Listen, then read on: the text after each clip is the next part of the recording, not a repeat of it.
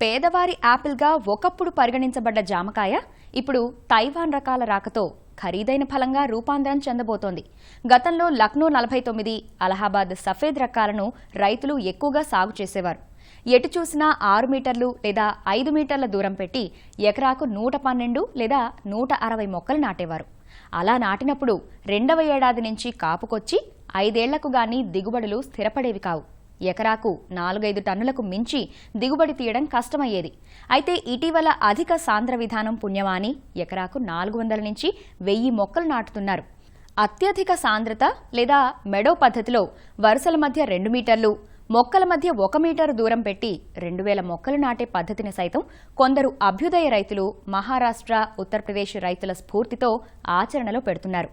ఇలా అత్యధిక సాంద్రతల్లో నాటి ఎకరాకు ఏడాదికి 10 నుంచి 12 టన్నుల దిగుబడిని సాధిస్తున్నారు. అధిక శాతం మంది ఏడాదికి ఒక పంటను తీసుకుంటుండగా నీటి వసతి ఉండి యాజమాన్యం పటిష్టంగా చేపట్టగలిగిన రైతులు మార్కెట్ డిమాండ్ని అనుసరించి 2 పంటలను కూడా తీస్తున్నారు. జామలో సాధారణ రకాలకు కిలో 20 రూపాయల కన్నా తక్కువగా పడుతుంటే వినియోగదారుల ఆదరణకు అభిరుచికి నోచుకున్న పెద్ద సైజు తైవాన్ జామ రకానికి మాత్రం 50 రూపాయలకు పైనే ధర దక్కుతోంది రైతుకు.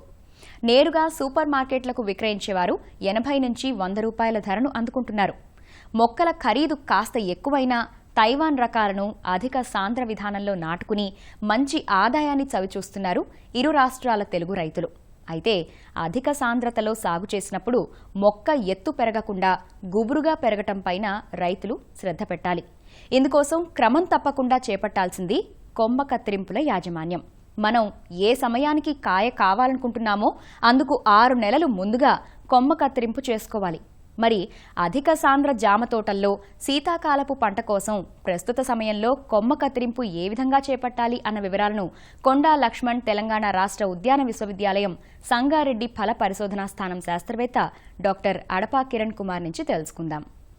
అధిక సాంద్రతలో మరియు అత్యధిక సాంద్రతలో మొక్కలు వేసుకున్నప్పుడు వాటిని ట్రైనింగ్ చేయటం, అలాగే కాయ నియంత్రణ, అంటే చెట్టుకి ఎన్ని కాయలు ఉంచాలో అన్ని కాయలే ఉంచి మిగతా అవన్నీ కూడా తుంపేయటం, ఇలాంటివన్నీ చేయకపోతే మనకి 1-2 సంవత్సరాల్లో చెట్లు చనిపోయే అవకాశం కూడా ఉంటుంది.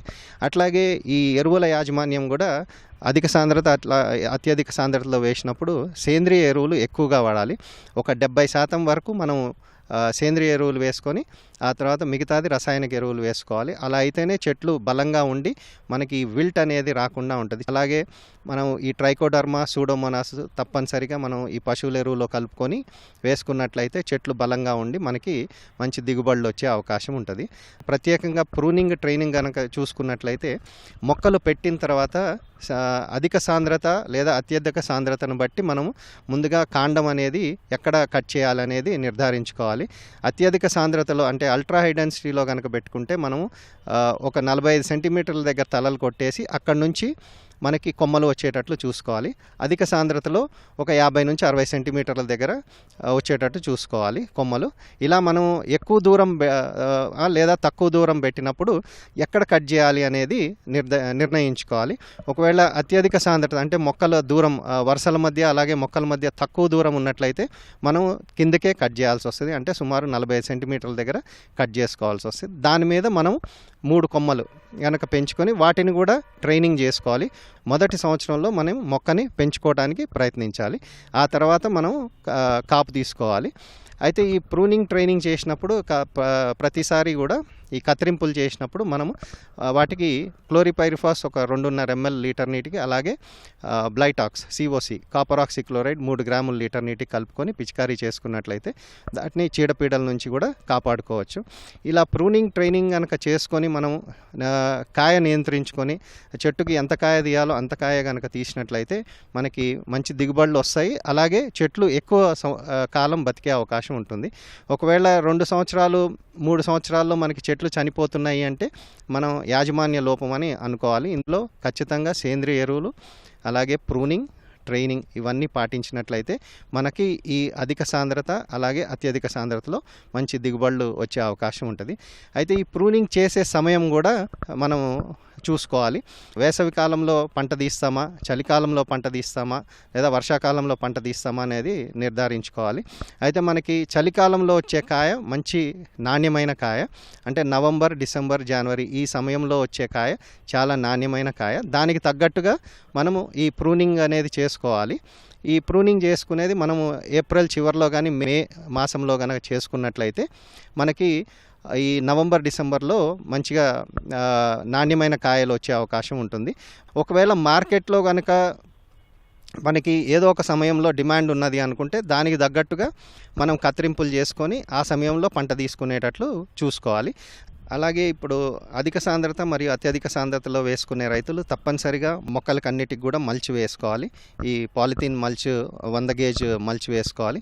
అలాగే డ్రిప్ పద్ధతి ద్వారానే నీరు పెట్టుకోవాలి. మనం పైపుల ద్వారా పారించడం అనేది ఈ అధిక సాంద్రత మరియు అత్యధిక సాంద్రతలో మంచిది కాదు.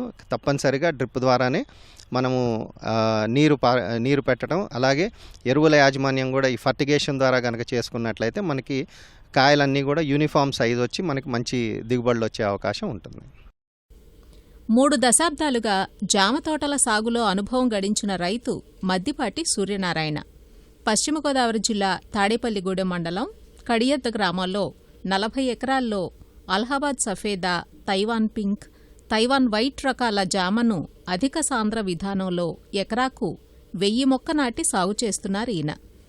నాటిన మొక్క మొదలు 15 సంవత్సరాల పైబడ్డ తోటల వరకు అన్ని వయసుల, అన్ని దశల మొక్కలు ఈయన తోటలో కనిపిస్తాయి. తైవాన్ జామకు పెరుగుతున్న గిరాకీని దృష్టిలో ఉంచుకుని కుమారుడు సత్యనారాయణ పర్యవేక్షణలో క్లోనింగ్ పద్ధతిలో పాలీహౌస్లో మొక్కలను ఉత్పత్తి చేస్తున్నారు. పొలంలో గుంతలను తవ్వేందుకు కూలీలతో పని లేకుండా డిగ్గర్ సాయంతో 1 అడుగు పొడవు, వెడల్పు, లోతుగల గుంతలను త్రవ్వించి మొక్క నాటుతారు. మొక్క అడుగున్నర ఎత్తు పెరిగినప్పటినుంచి శిక్షణనిస్తారు. మొక్క ఏకకాండంతో గుబురుగా పెరగటమే కొమ్మ కత్తిరింపు ముఖ్యోద్దేశం. రైతు సూర్యనారాయణ మాట్లాడుతూ, తైవాన్ పింక్ తోటేసి 4 సంవత్సరాలైందని మన నవంబర్ ఎండింగ్కి. దీనికి ఎప్పటికప్పుడు ప్రూనింగ్ చేసుకుని జాగ్రత్తగా మెయింటైన్ చేసుకుంటే 25 టన్నులు, లాస్ట్ ఇయర్ 25 టన్నుల నుంచి 30 టన్నులు మయాన్ వచ్చిందండి నాకు.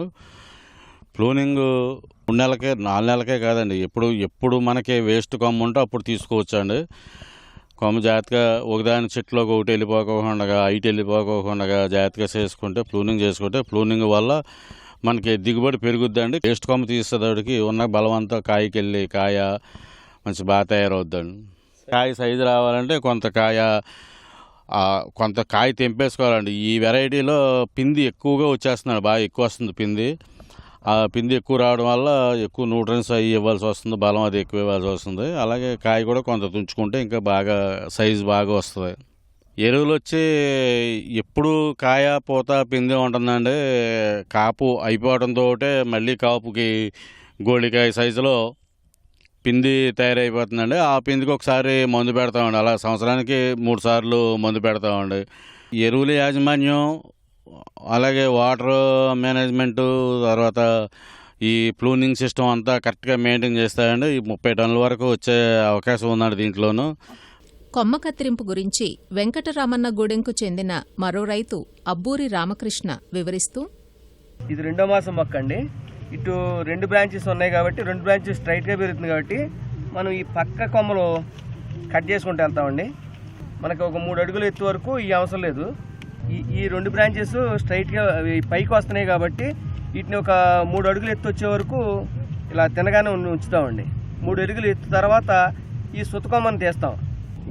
ఈ పక్కన ఉన్న బ్రాంచెస్ కట్ చేస్తామండి. ఈ 2 చుట్టూ గుబురుగా ఎదుగుతానికి అవకాశం ఉంటుందండి. అప్పుడు పెద్ద పరిమాణం గల తైవాన్ జామకు ప్రాధాన్యత పెరుగుతున్న ప్రస్తుత నేపథ్యంలో కాయ నాణ్యతను, దిగుబడిని రాబట్టుకోవాలంటే క్రమం తప్పకుండా ఏడాదికి 2 లేదా 3 సార్లు కొమ్మ కత్తిరింపును ఏ సీజను పంటను తీయాలనుకుంటున్నాం అన్నదాన్ని దృష్టిలో ఉంచుకుని చేపట్టాల్సి ఉంటుంది. అలానే మొక్క వయస్సును, దిగుబడి సామర్థ్యాన్ని అనుసరించి తదనుగుణంగా పోషకాలను సమగ్రంగా సమతుల్యంగా అందిస్తే జామ తోటల నుంచి అత్యధిక దిగుబడులు సాధ్యపడతాయి.